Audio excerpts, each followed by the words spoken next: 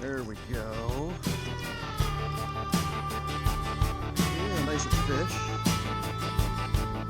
Looks nice fish. Oh my gosh, look at that thing. Look at that. Nice little gator trout. Oh yeah. Yeah, look at you. Nice channel catfish here.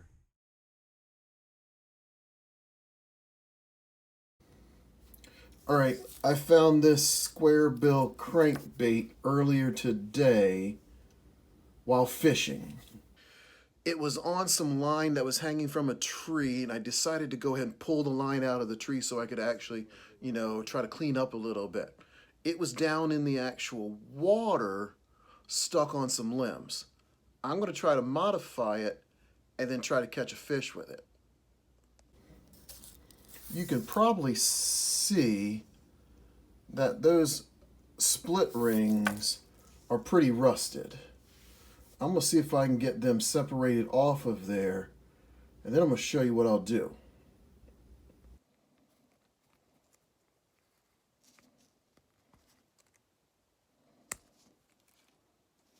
All right, that's one.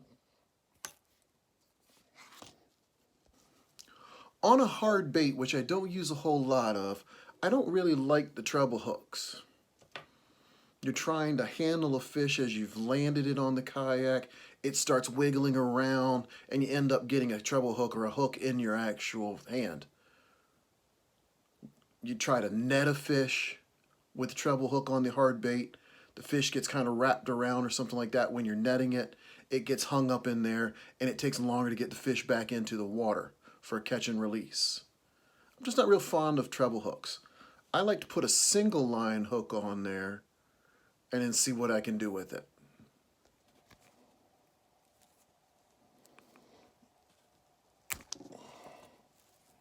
And there's number two. So now I just got the shad body, the square bill, and the original little split ring right there on the front of it. No trebles, no split rings. Of course, now I've got two treble hooks that I can put on another bait if I wanted to, but why would I do that if I took them off of this one? I gotta dispose of them safely. I'm not gonna throw them in a trash can because they get poked through a trash can just like broken glass in a chemistry lab. You can't do that. So I got a Pringles can that I kind of put things in that are dangerous so that they don't end up poking through trash bags here at the house. The next part of this video that I'm actually going to be doing, I've actually saw done on the Salt Strong video series that they actually have. One of the gentlemen there was talking about the fact that he didn't like to use treble hooks as well for some of the same reasons. And so what he does is he puts inline hooks on his hard baits. But he doesn't use the O-ring, he uses braided line. Because if you've got that fish on there and it's actually got an O-ring, the O-ring could twist to a point where it can't twist anymore, and then the fish could use that as leverage to possibly get the hook out of its mouth. I'm going to take some 20-pound braided line by SpiderWire, basically make a loop for my hook to be connected to my bait. I'm going to use a couple Mustad Demon Perfect Circle hooks, size 3 on this bait. I'm going to start with my hook, go through the eye. I'm then going to go through the eye at the end of the bait so that eventually it'll look like this.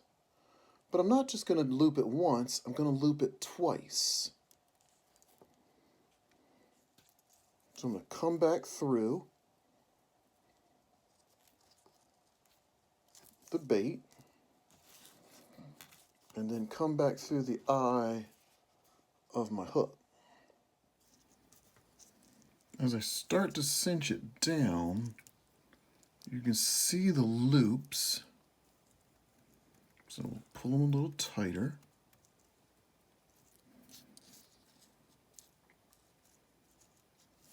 And then I want something in there to keep that loop so it's not tight up against the actual eye. So I'm going to put a small awl basically in there to keep it from getting all the way cinched down. Then it's a matter of a couple of overhand knots and it should be ready to go. And there's one.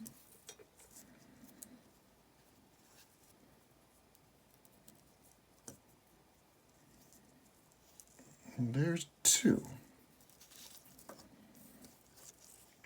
Cinch that down, pull my awl out, and you can see I've got a good loop there.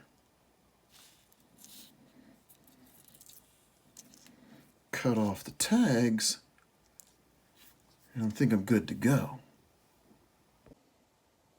So now if you look at it, I've got a crankbait with a single inline hook on it. Now I'm going to put another one at the other spot. I'm going to take it fishing tomorrow. See if I can catch something with it. Finished product. If you can see, it's got the hooks in there. No split rings. Just tied on with braided line. We're getting some pretty good storms right now here at the house. Hopefully those will end by tomorrow morning. I've got a spot I want to give it a try at. We'll have to see. Okay, so you might be able to tell from the water on my glasses, the water falling off the bill of my cap. It's still raining here in Southern Maryland. My original plan was to go to another spot to test out this bait, but I've come back to Calvert Cliff State Park to give it a try. Let's see if it works.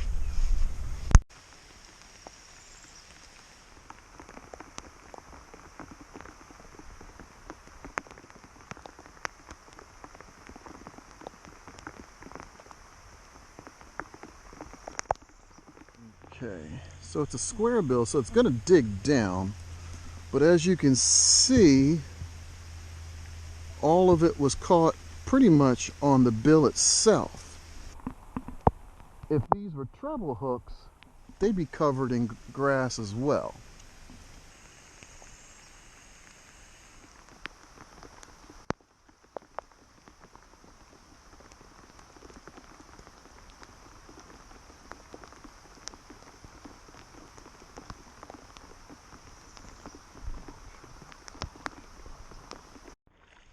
Okay, this one's a little smaller. A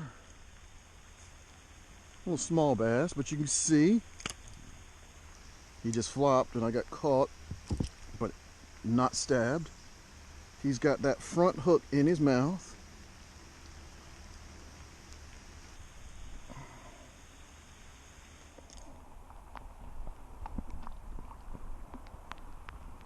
Let's see if we can catch a bigger one. How about over there?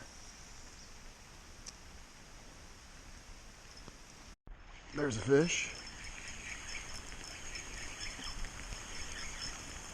I think he's buttoned up pretty good.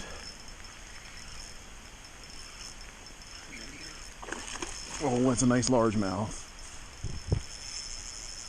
There he is pulling drag. Come here, buddy. Oh my goodness, he's a good one. There he is. You can see the bait in his mouth. All right.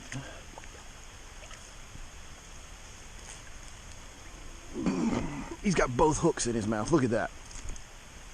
Got both hooks in his mouth. He wanted that bait.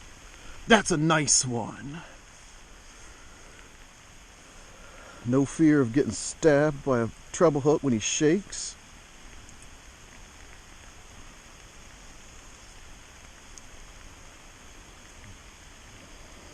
Maybe need my pliers, but no.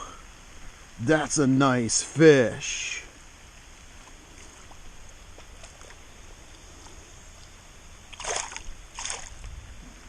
Yes. As Hannibal used to say on the A-Team, I love it when a plan comes together. Thanks for watching, and until next time, tight lines.